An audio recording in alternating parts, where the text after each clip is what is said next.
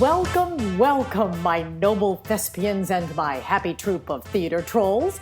I'm your host, Dawn Westbrook, the biggest troll of them all, with my glass of Chardonnay. I hope you'll join me with a glass of something. And for the next few minutes, we're going to focus on the craft of acting, the art of directing, and embracing the process of this crazy career in the theater. I have some wonderful interviews lined up in the coming weeks, and this week is no exception. But first, this week's podcast is being brought to you by the Martha Hill Newell Playwrights Fund, whose commitment is to both local and national playwrights, and holds the belief that the relevance and vitality of American theater depends on the continual infusion of new works. So, Mark Delabarre, who I've known since the 1980s. How are you? God. I'm very well. That is crazy. That's a long time. If people wanted to do the math, they could, but I'd rather that they didn't. So let's move on to a topic. First of all, I have to ask you, I have my glass of Chardonnay. What are you drinking? I'm drinking water. Water, yes. Oh my gosh. The Poland Spring, if they want to send me a case, that'd be fine. I'm not a paid spokesman, but willing to be. Right. I'm actually hoping that I can get maybe James River Winery to give me like a case and I can send people some later. But so do you not drink at all? I don't. I was a singer, as you know, for a very long time. A very good one. Thank you. And then I did Busch Gardens, theme parks. I did theme parks for close to 6 years, but Busch was my first one. And I became the vocal captain of the cast. Mm-hmm.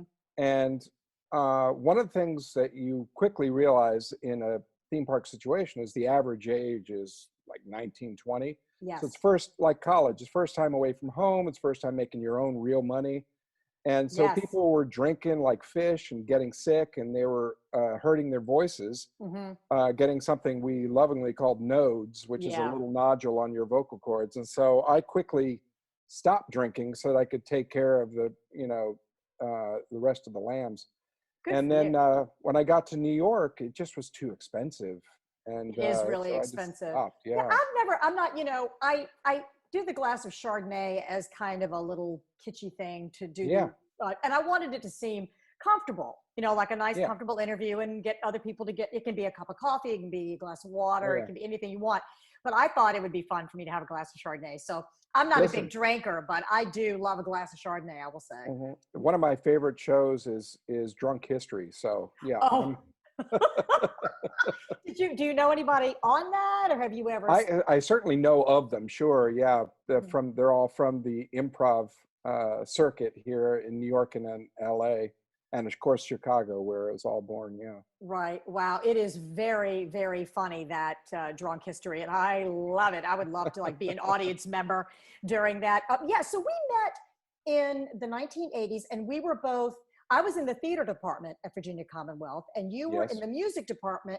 I know you I met you as an opera singer because you're doing a lot of Gilbert and Sullivan out at the Barksdale, correct? And that's only because they didn't have a musical theater department. I basically made up my own musical theater program. They didn't. They do now at VCU. That's fantastic. It's tied into both departments, music. Oh, and that's theater. so great. Yeah. We were honestly, you and I were sort of the beginnings of that, because remember, Jesus Christ Superstar ended up being the big show that blended both of the departments. Yes. Because before that, they were very separate. They did not want to be separate. Right. Mm-hmm. The only thing that we had in common was the dance department, because it was so new. They needed all bodies, all warm bodies. So, yeah. Yeah, I took a lot of dance classes in the dance department as well. I loved it. There was a teacher there, Susan Israel. She taught ballet. Do you remember Susan? Israel? Susan. I invented the Dirty Dancing ripped sweatshirt. Yeah. Oh, you did? Yes. She's great. And Melanie Richards. Melanie Richards, yes. We married Doug Richards from the jazz. Yeah. And that ballet, was that her? The really stern ballet master who could she could do turns like a clock, like a German clock, literally just turning like an eighth of a turn. I don't know if that was Melanie was a big tap dancer. She was no. This was the head of the ballet department, and she was feet were, oh my gosh, she was magnificent to watch. That's crazy. Yeah, but I love them all. Yeah. I did too, and I loved going from department to department. I did take some Yeah. classes in the music department, you know, kind of Mm-hmm. those electives. I did classical guitar and with Of John course. Patakula. Do you remember John Yeah. Patakula? And He's then of course so she wonderful. worked with RL all the time. You know, he RL was Rousey, magnificent. yes, who's now in Haley, Idaho, and RL and Yeah. I grew up together. So Yeah. RL was kind of the common denominator that I met, you know, you through He's the him. one who introduced us. Yeah. He is Yeah. actually, and you have a funny story. Don't you have a funny story about how we I met? have a very funny story. It was at our RL's house, wasn't it? I Wasn't think it it was in his apartment. in his Yes, on apartment? Park Yeah. Avenue with Lauren Limehouse, who's Lauren Limehouse' Limehouse. book, and Yes. Tony Wallace, and you and me, and we Yes. were all in it together. But yes, go Yes. ahead and tell this. It's pretty funny. I forgot all about it. So I was, we had just met, and of course, you know, you were stunning, and I was macking on you, and so, and I told this story about being in high school, and I'd been dating my high school sweetheart for a couple of months at this point, 2 or Right. 3 months, and I called up her house, and her mom answered the phone and flustered me, Uh-huh. and so I thought, I blanked on her name, and I said, and I thought, oh, I'm brilliant. Is your daughter home? She quickly caught on and said, which one? Then Right. when I found out later on, like in the mid-1980s, I was studying at the National Theatre of Great Britain, but all of a Yeah. sudden, lo and behold, this musical theater person that I knew was at Bada. It was late. It was 2003. Okay. And what happened was, What happened was, yeah, I was doing musical theater, and I was freelancing with Fifi Oscard. No, I was signed by oh, Fifi Oscard. Do you I remember remember, Fifi? yes, Yes, she was absolutely. a big commercial agent here Big in the commercial, city. yes. And my legit agent, Michael Thomas, the Michael Thomas Agency, had just retired, and so I was suddenly without an agent. And so I was interviewing. I was doing all the things like at One-on-One and TVI. You remember TVI Yes, was I the do big remember TVI. on-camera school here, and so they said, learn improv, learn improv, learn improv, and then my buddy Mark Cabus, I don't know if you know I him. don't think I know He's Mark. a big director, actor in Atlanta, Nashville, parts south, and he Yes. actually did the Shakespeare program in DC. He had got his Oh, master's there. So okay. so he said, there's this amazing program called Bada at Oxford, Yes. and I just happen to have the money. I just happen to have the time, and so I was like, I'm jumping on it, and it was Wow. incredible. It was the best. Well, any kind of conservatory that you go into Yes. is amazing. How long were you there? How long was the program? Mine was a summer. Yeah, that's it. It was just a summer, and we got into what they call the professional program, which was there was like 12 of us, I think, 10 or Yes. 12 of us, and we got extra time with all the fancy people. You know, the Ben Yes. Kingsleys. Well, you know, the Ben Kingsley, and you also worked with Joan Dencheco, voice. Is that Yes. what I saw that? And Ian Woldridge Ian and Woldridge. Joan Lepetere and Yep. John Barton, who John the Barton. whole series, I want to say video Yeah. series that shows my age, but Yeah. and the Shakespeare Theater. And He literally all wrote the book about playing. He playing taught Shakespeare. he taught most of the, you know, all the famous sirs and ladies now. Yes. He taught, and he actually created Royal Shakespeare with Sir Humana Humana. And So, humana. he was supposed to just be there one day, and he liked our group so much that he stayed the entire month, which was Unbelievable.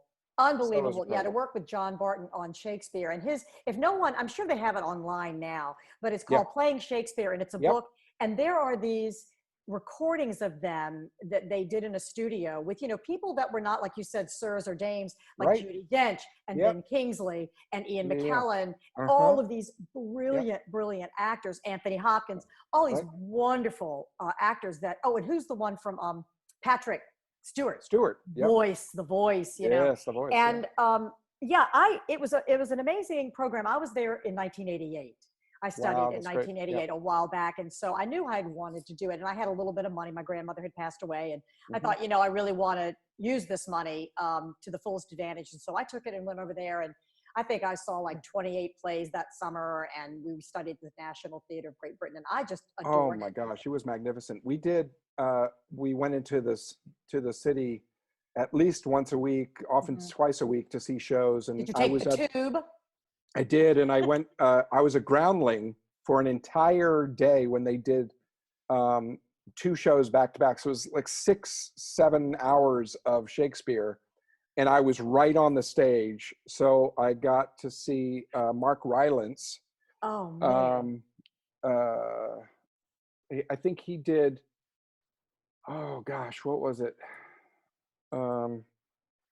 I know they did Richard III. It was an all-female cast doing Richard III, which was fantastic. See, there you go. And then I think he did Richard II. It was just brilliant. That's was absolutely brilliant. And then you came back and you went to New York. Now you were one of those last week when I was talking to Cliff Mortz. Right. He's been pretty successful. He moved from New York to LA, well, Chicago and LA, and he's done a lot of TV. And, I think it takes, and I'll ask you if you agree with this, you may not, but I think it takes a whole lot of talent and a little bit of luck, but sometimes people just get lucky. What do you think as far as that goes? I mean, I think it is absolutely the industry. The rule one is nobody really knows anything about the business. It's like any opportunity. It's good to be in the right place at the right time, but you also have to be ready when given the opportunity. And that's the thing about this about this life, is that the opportunity could be at any time and at any age, at any place. And so, case in point, I told you what sort of propelled me to New York was a friend of mine was doing the tour of Will Rogers, the original one, and Abe Reibold was his name. Who I know and love, tall like you. Yes. Is he taller? Are you about the same height? Because you're really same height, but he was absolutely exquisite dancer. I was a good dancer, but he was a real dancer. Yeah, I think you said that you and I both, when you were at Busch Gardens, I was at King's Dominion, and I always built, we had to, I don't know if you do it now, but you have to bill yourself as are you an actress who sings and dances? Exactly. I never put dance on my resume. I put actress who sings and moves. And, and I would have different resumes for different auditions. I'm a singer who acts, and also, I never said dance though. I always said moves, because those dancers, they're not messing around, those dancers. But I figured I could kind of go back and forth from singing to acting, and then just say I moved. But so Abe, I know from Mill Mountain Theater. Yes, just a wonder. But he got you. He was in Will Rogers on Broadway or on tour or what? Both. He did the first national with Keith Carradine and Dee Hoade. Right. And at that point, I was living in Nashville, and I was a dead ringer for Keith Carradine. And the guy that was running the show was a guy named Jeff Calhoun. Uh-huh. And he actually auditioned me backstage because of Abe. And he said, "You're perfect for this show. Go learn how to rope." So I did. I went and got a guy to teach me how to rope, and in New York? The tour had stopped. I was already in New York at the time. The tour had stopped, so I was like, well, this is a show that I'm going to be able to do for a long time. Right. So I had started taking improv. I had started taking writing for sketch comedy. I had been doing guitar lessons, and a buddy of mine was a musician and introduced me to his friend who played the harmonica. And I was like, these are really weird, disparate skill sets. But I was like, whatever, I have the time. Right, sure. Turns out another tour, bus and truck of the show was coming through the States, and they auditioned me for Will Rogers, and every single one of those skills that I had been working on was needed for that show. Isn't that crazy? And I was ready when I walked in the room. Right place, right time. And so you were one of those who got to do that national tour, right? Mm-hmm. And then you came to New York and you had that national tour. And I tell you what, if you have that on your resume, it can get you in with agents and things, because getting in is kind of hard. Well, honestly, this is what really happened. What really happened was I was in Nashville for 6 years. and I got all of my union cards. I did over 50 shows, 50 plays and musicals. I did film, television, commercials, print work, industrials. So I had a resume walking in the door. And I just happened, you know, the funny story that I told you that I always get my chops busted for is that I walked in, and the day that I walked into New York, I got an agent, which never ever happens. Yeah, I was walked in by a guy who used to be a soap opera actor. So I was very lucky. And so I hit the ground running. But that's what I tell young actors all the time. Don't feel like you have to be in one of the major cities to work.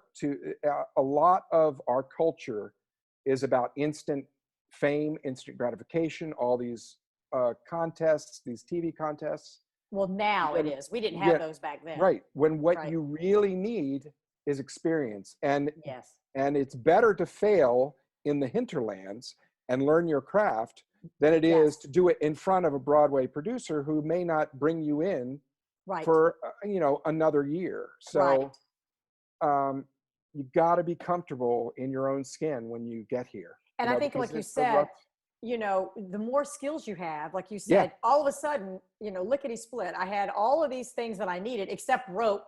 Right, exactly. So I had to take that. So did you have to invest? Like you had to, this is one of the things with acting. It's very hard because you don't have a lot of money. And then someone says, go learn how to rope. Well, then it's up to you to invest in yourself, right? You know, it is just crazy. And I know you've done a lot of commercial work. I did a lot of commercial work, not necessarily in New York. I was a foot model in Yes, you were. I told my dad, I said, thank you. Well, not anymore. I got bunions from dancing all these years. But my father, I told him one day, he said, are you going to get anything other than foot modeling? And I'm like, you know, Daddy, I got to put that theater degree to use. And so so I did a lot of foot modeling. But if you can get an agent, you know, it really does help you get in the door. Because if you don't have an agent, you're not, back then, you weren't going to get in the door. Now, you mentioned something the other day about the tears. I got to interject, though. Your roommate still cracks me up when I think about her. Your roommate who was a fit model.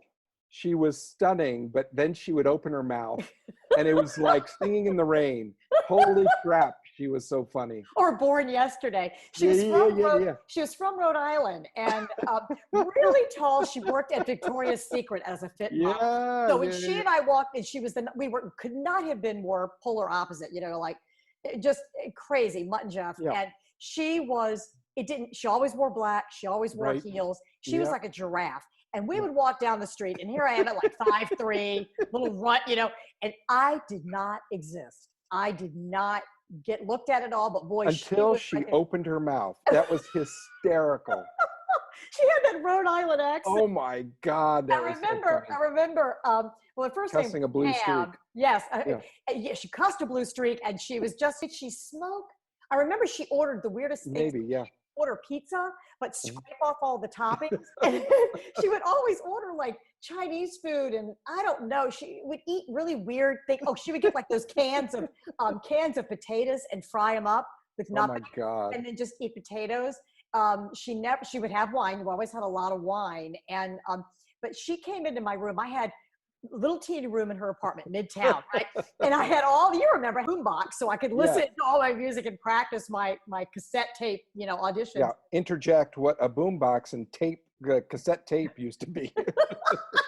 I know. We'll have to say, look it up. Just look it up. Google it. Boy, if that tape got messed up, you'd have to use a pencil to put it back. And those were the days, man, and days of the beepers, you know. But she came in my room, and I was working on an audition, and she was standing there, and very nice. I really liked her a lot. I mean, she had a lot of free samples from Victoria's Secret, and I happened to be the right bust size, so I got a lot of pretty bras from her. But she was, you know, the body on the tags of Playtex bras and hose and all of those things, and she was just stunning. But she came in my room, and I was sitting there on the bed with all these, you know, audition things, you know, on my bed strewn all over the place, and she was looking looking sideways at the books, the titles of the books. And she just went like this. I'll never forget it. She went, "Cat on a hot tin rough." Huh. And it just walked out. Cat on a hot tin rough. and then just walked out. And I just remember laughing so hard. And it is a story that I have kept with me because I guess she thought it was like, I don't know, if she'd opened it up, she'd see pictures of cats on roofs. I don't know. But she did not know Tennessee Williams. She did not know anything about it, but it was very funny. Cat on a hot tin roof. Yeah. But I digress. So you were asking. Yes. So you're talking about commercial work. And, but you mentioned something about the tier system. Now you came in and you got a commercial agent right away, which is great. And you still do commercials. And I remember I saw you on a print ad. You were a doctor, you in a white coat.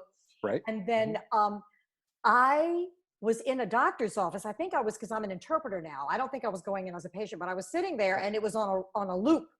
Right. And you were doing a commercial. And what was it for? You were a doctor. And oh, God only knows. I literally have done hundreds of those, and everything from Oxy to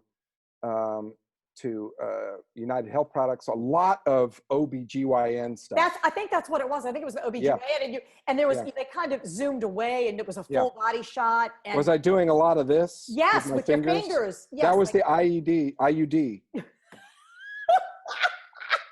I was literally teaching doctors how to insert safely. That funny? You were teaching doctors, and now you've played one on TV, Judge on Bull, I think, right? But talk about the tier system.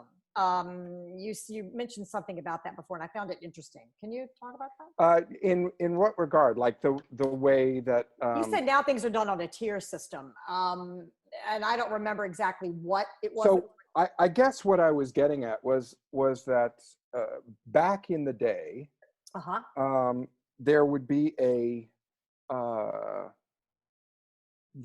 the movie stars would do movies. Yep. TV stars would do TV and try and get into movies. Yep. And then you would have local stars that would do commercials and what they called P&G, which was Procter and Gamble, which was very wholesome middle America, usually white and very sort of middle class, clean middle class. Yeah, soccer mom. I got a lot of work back then as a soccer mom. Exactly. Moms, dads, kids, all very clean cut and wholesome.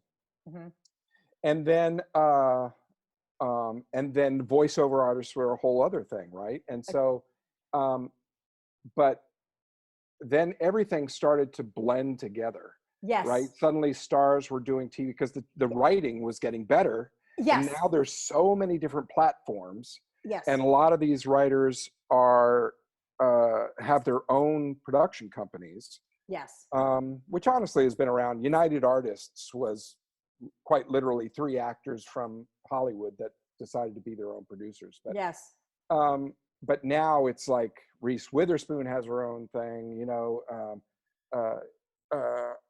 any major star that you can think of has their own production. They want to produce their own things, and kind of run it through that house if they see that they want to. Brad Pitt is a huge producer. He has more shows. So is Will Ferrell. Will Ferrell produces everything. With Adam McKay. Yeah, those are 2 improv guys right there. Yeah. Wow, I just adore him. But you know what? That is what the tier system was. It was more of when we were there in the 80s and the early 90s, it was you didn't really have much crossover. Right. And now, like you said, it's kind of melded together. And I remember a story, Kathy Bates, brilliant.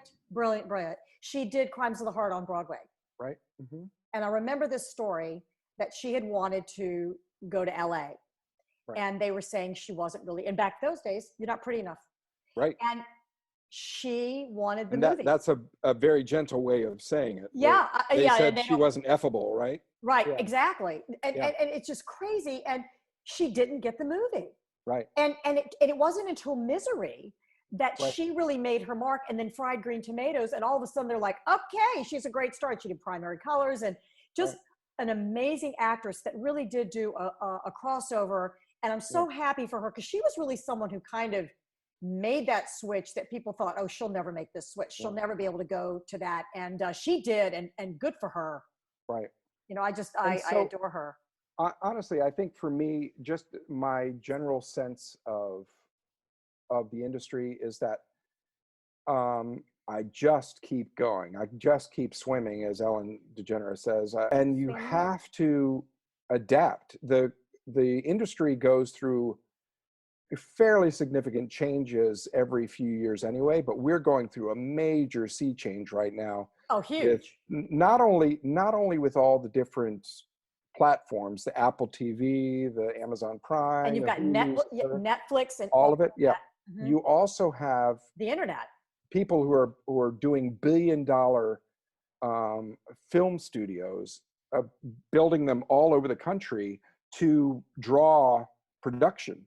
And so into all states over the country, where states where it's a little bit cheaper to have that. And then you got the famous one down in Atlanta that just opened up, and then you've got Nashville's about to open another huge one, and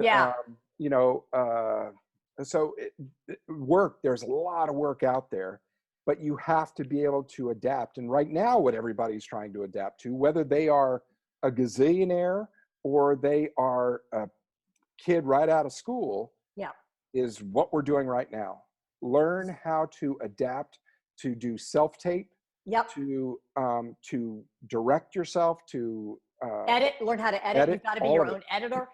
You know, a lot of these people send in auditions now, and what they really want is they want a little mini movie. They don't want you. I mean, you need to learn how to do the title in the beginning and frame it correctly. And Michael and I talked a little bit about that. So not only do you need to be a theater person, but you also need to be a videographer, your own editor, your own editing suite. And but anyway, it's Tim and Daphne Reed that have their studio in Petersburg, and they do a lot of filming down there. But okay, so what were we talking about?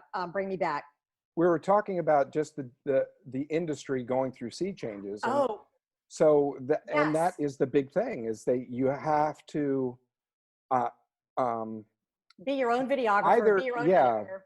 Be your own director, DP, producer. But luckily, because of necessity is the mother of invention, people are starting to create businesses where they can do that for you. They will walk you through, they will coach you, they will put together the audition for you, and they will teach you how to send it off and make it very user friendly. You know, that would be great if you can send me a company that is in New York or someplace where they, because you don't have to be living in the city anymore to do this. No, and that's the thing. This podcast is Buzzsprout. That's great. And I did all of their videos on how to create a podcast, and then I upload all of my podcasts from at their web, and they just shoot it to everybody. It uploads immediately, and it's a one-stop shop. They do the whole thing. I pay a yearly fee and then a monthly fee if I want to upgrade, whatever. Sure. And it is fabulous. So Buzzsprout for podcasting does exactly what you're talking about. But if you have the name of someone who can kind of have a tutorial and kind of take you through and teach you how to edit, that would be great. And guys, I'll put it out there on Facebook, Twitter, and Instagram once Mark and I finish up this. And that way you can have that. You can look it up later on and send that to me, and I'll post it onto the Facebook page. Yeah, that's great.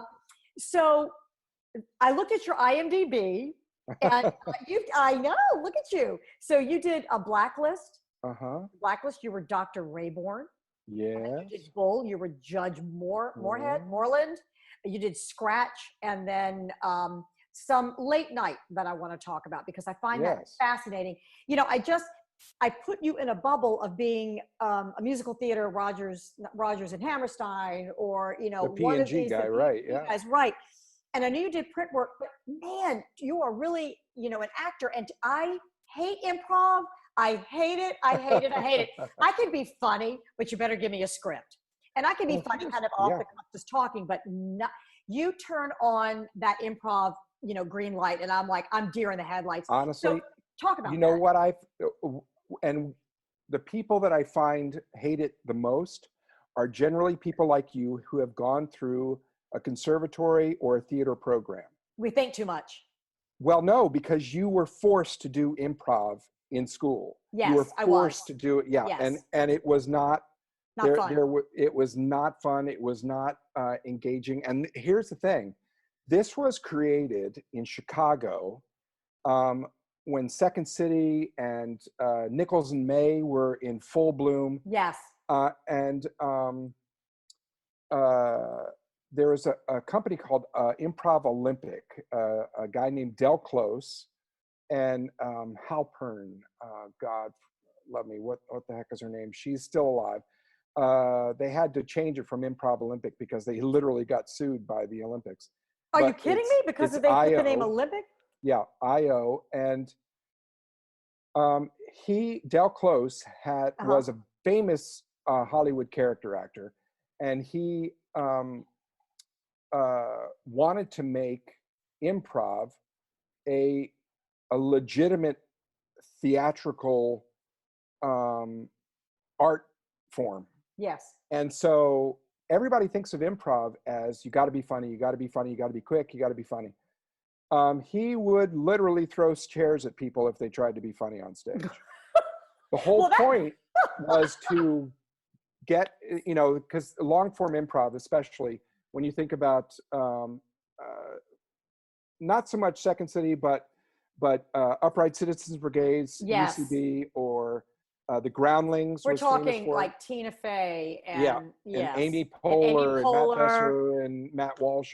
Matt Walsh, people, right? Everybody that you Roberts. see on TV right now, they came through that system. Adam McKay, who was one of the biggest, Will Ferrell, Rachel Dratch, all of them, Horatio Sands. They all came through the same thing, and most of them were born of the group that came from Chicago and Del Close. That's right. I read both Tina's book and Amy's book, and I love. Oh, they're all amazing. They're all. They all kind of actually are kind of interconnected. Yeah, they all absolutely. A little bit about the other, and you go, "Oh, I can put the picture together now." Okay. Yep, exactly. Yeah, Seth Meyers too. I know he was a big Myers, fan all of them, Amy Poehler.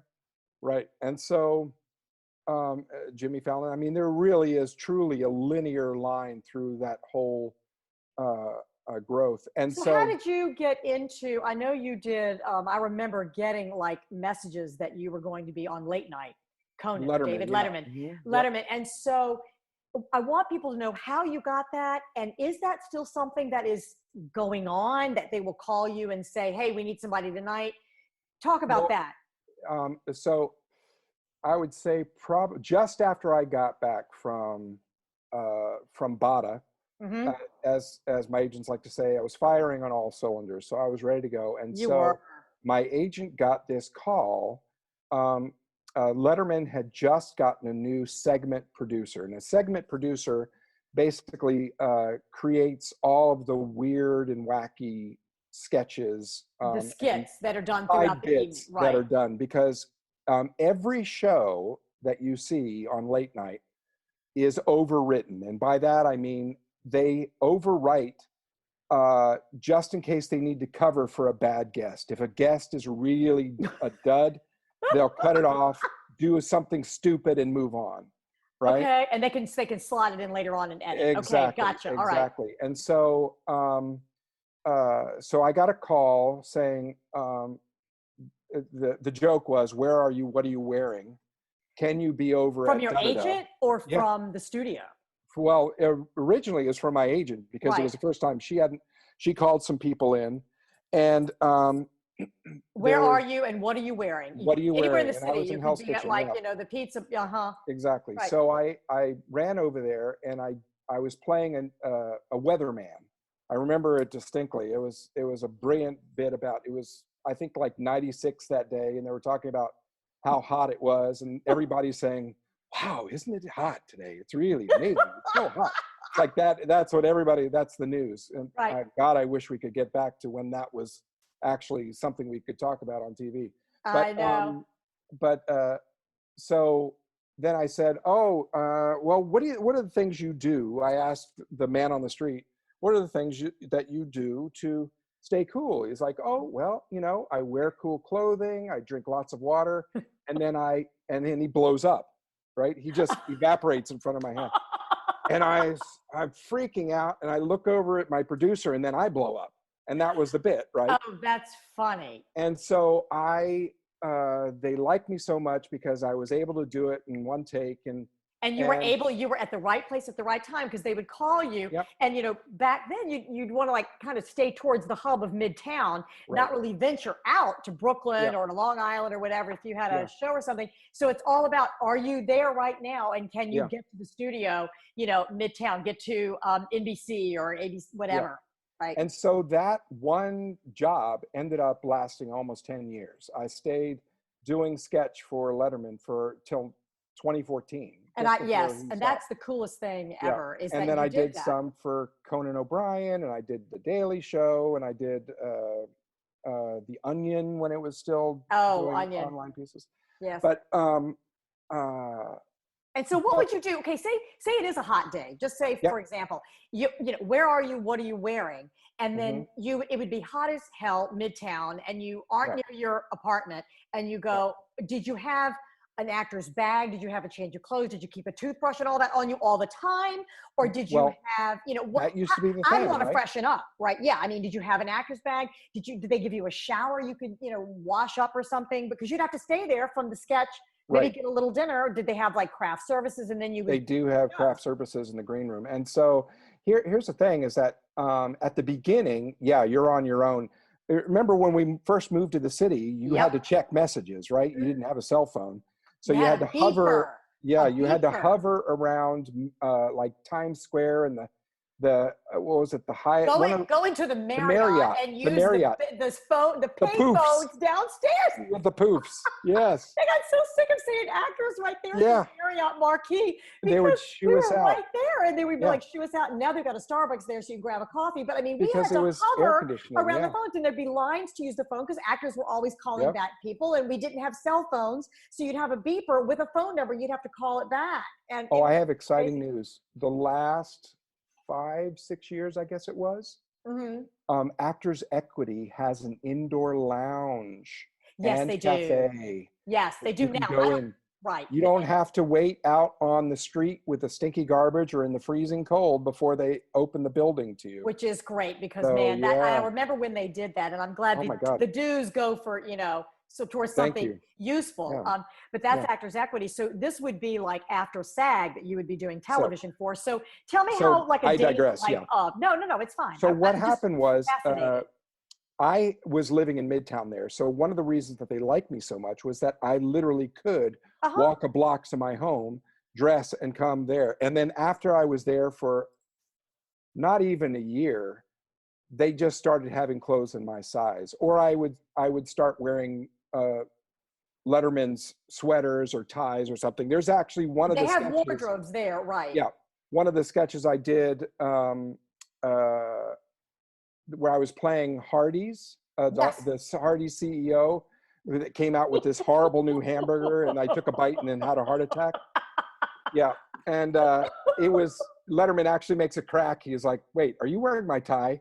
And then later on, Regis Philbin was wearing the same tie. It was very isn't that funny? Because it was NBC Studios, right? Or is that NBC? That is so funny. And, you know, another thing, too, is that as actors, I'm assuming that still, and I do when I get called to do commercials now or, you know, a training film or something, you are required to bring your own wardrobe. And that never got easy when I was living in New York. You know, a suit for women, heels, the whole deal. And so you'd have to have these things ready to go. And it wasn't easy to keep it in a bag and with heels, but you had to keep everything with you at, you know, and you were showing me before we started, we used to have to keep our portfolio, quote unquote, and we would have to carry it with us. Now everything's on the phone. You shoot it through the iCloud, you send it to them. But I mean, we had to keep like this huge portfolio that we keep, you know, 8x10s in there and business cards and postcards and show shots and, you know, just letters of recommendation and blah, blah, blah, blah, blah. And you have to keep your cosmetic bag and your contact list. Yeah, your address book. They called it an address book. It was an address book. Giant literally pages where you filled in everybody's name and address and phone I number. remember keeping a business card folio where I would get a business card and keep it through the A's, the B's, you know, alphabetically, and you would stick their actual business card. Now people still kind of have, and you have an old business card of mine. I do. That was fantastic. It's so funny. You showed it to me. Of course, it's all, you know, scratched up and called mangled. Yeah. But yeah, that was fantastic. So that's a great gig. But to that point, for today's turn, you gotta keep up with who you know. When I interviewed with my agents years ago, one of the reasons that they were impressed with me was because not only did I have somewhat of a resume, but I knew every single casting director that had called me in, what had happened, if I had gotten a call back, what type of character it was, if I did the job. So they knew, because the first thing they ask you is, who do you know? Do you already have a relationship with that person? Because what people don't realize is that agents have to hoof and make relationships with casting offices themselves. Yes. It's not, they can't just call the head of casting at CBS and say, see my guy, if they don't already have that relationship. Yes, and I know there is too. When we were here in town, Liz Marks with Fincannon and Associates, which is down in North Carolina, they did all the movies here in Virginia. She started doing crossover from agent to casting. And there was a big issue. Are you the casting agent, or are you the agent, promoting your people, or are you actually going to be, putting these people in the roles? So there was a big deal with that, and they don't really want the crossover. They want to keep it separate. And that's still happening in voiceover. Yeah. Right. And it is? Yeah. I do voiceovers now too. And there are a lot of people. There's one woman who I love. She's actually brilliant. She's a brilliant teacher, but she's a producer, a writer, a teacher, a casting director, but most importantly, she's talent.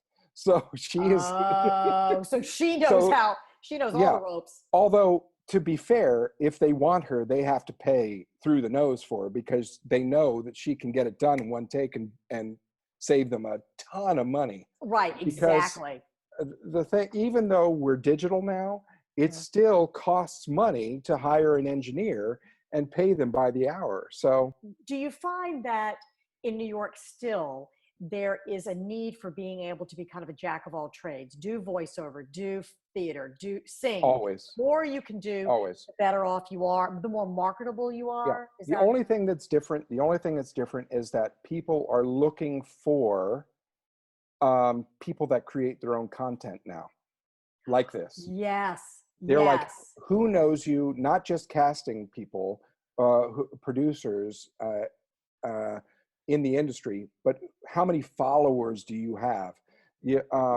For people, as old and crotchety as I am, I literally had to create a website, have a Facebook page, a Twitter feed, Instagram, etc.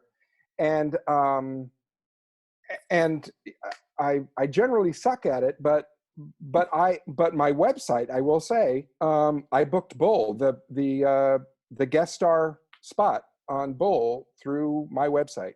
See, isn't that great? And if you have a reel and you have pictures, that's what Michael said. Everything's on video, and I never even had to walk in the room. Back in the day, you had to walk in the room, and you had to be ready to, you'd get the script, right then, you'd read it cold. You had to do cold reading. Now you can kind of get it a little in advance. You can kind of practice it, and you can send your own tape, because you're your own DP, you're your own editor, your own, so it is. So that's great to know. That's good. That was one of the questions I wanted to ask, because I think some people out there might want to know the answer to that question. Right. But everything was on tape.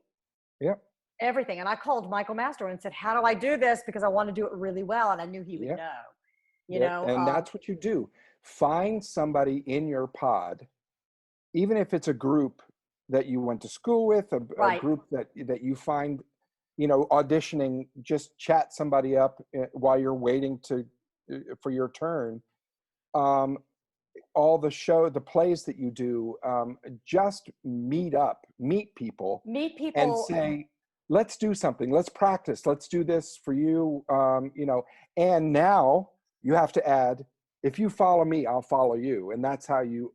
Isn't that interesting? That's great that you brought that up, because no one has brought that up yet. So I was going to ask you my next question, as we're getting towards the end of this, what do you find yourself doing now? What is Mark Delabarre doing now to market? I know right now we're kind of in this coronavirus phase and no one's really doing anything, but right before coronavirus hit, where were you? What were you doing? What was a day in the life of this actor in New York?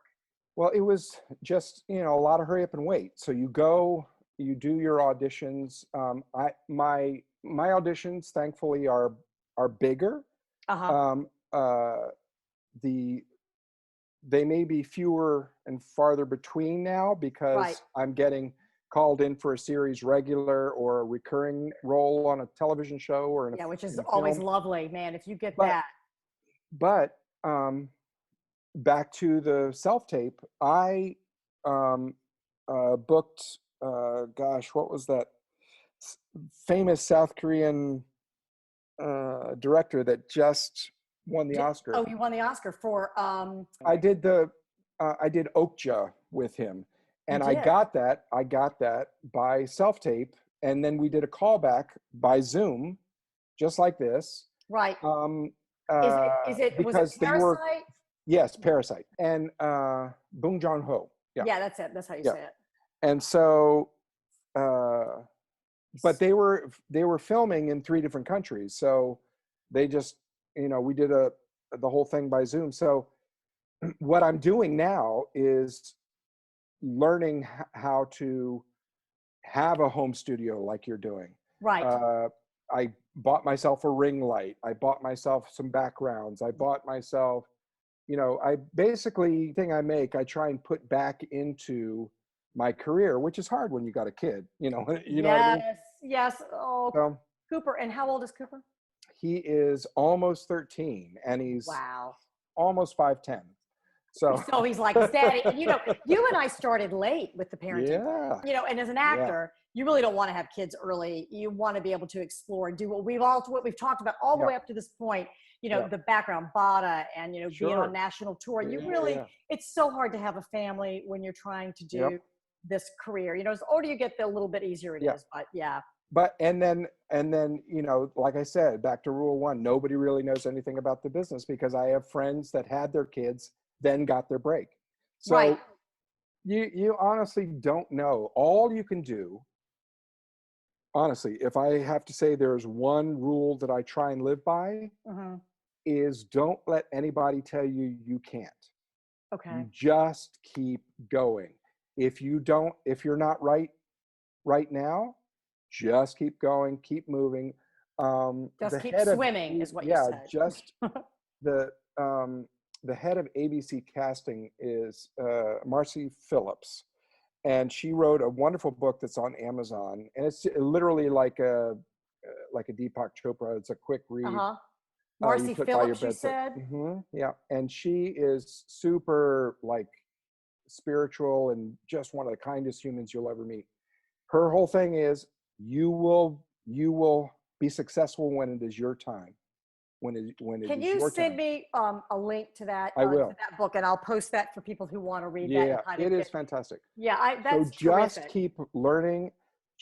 And the thing about learning that I always tell my students, my coaching students, young kids, anybody who listen, basically, is that's me. Well, you got an audience now. Why is this? Yeah, why is this weird guy talking to me on the street? Is learn everything and anything you can. Yeah. Because our job is to pretend to be other people. And the more reference points you have, i.e. the learning how to trick rope, learning how to ride a horse, learning how to play a guitar, learning how to play harmonica, right? Languages, learning how to be a chef, learning how to be a sommelier. I mean, it doesn't matter. No matter what you do. And one thing that people don't realize, a lot of the really successful actors are smart. Oh, yes. They keep learning. Like you're constantly learning and growing and moving. And so that is what this business is about. Keep up with the times and try. I mean, I had I'd always wanted to have my own talk show. And I thought, when quarantine hit, and I thought I need to keep myself off the streets, literally and figuratively. And so I thought, why not learn how to do a podcast? And so I thought, no time like the present. So I bought all the training through Buzzsprout, and went ahead and just decided that I would do this. And I adore it. And I am loving, like right now, just looking at your sweet, beautiful, handsome face and talking to you and connecting with people who are successful and have done different things with their careers. And people can hear and listen and learn things from them. So I really appreciate you, coming on today and letting us listen and learn.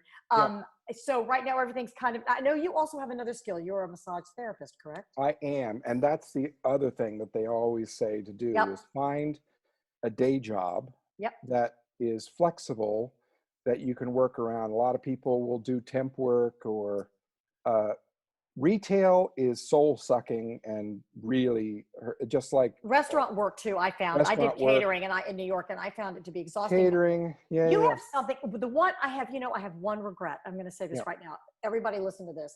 I have one regret in my life, and it's only one, and it's that I always wanted to be a sign language interpreter, and I wish I had taken my degree from VCU, my BFA, and had gone straight to Gallaudet, because it was right when Children of a Lesser God came out, because I always loved interpreting and ASL.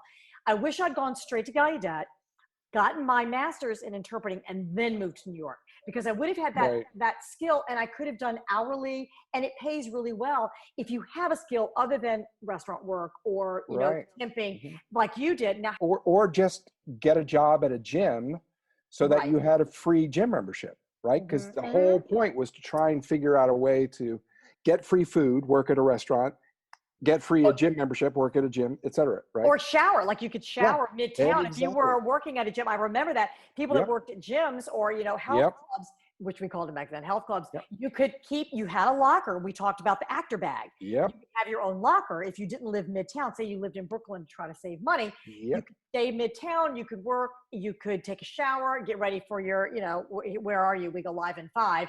Here we are, you're going to be at NBC at 5 o'clock, and you've showered and you feel fresh.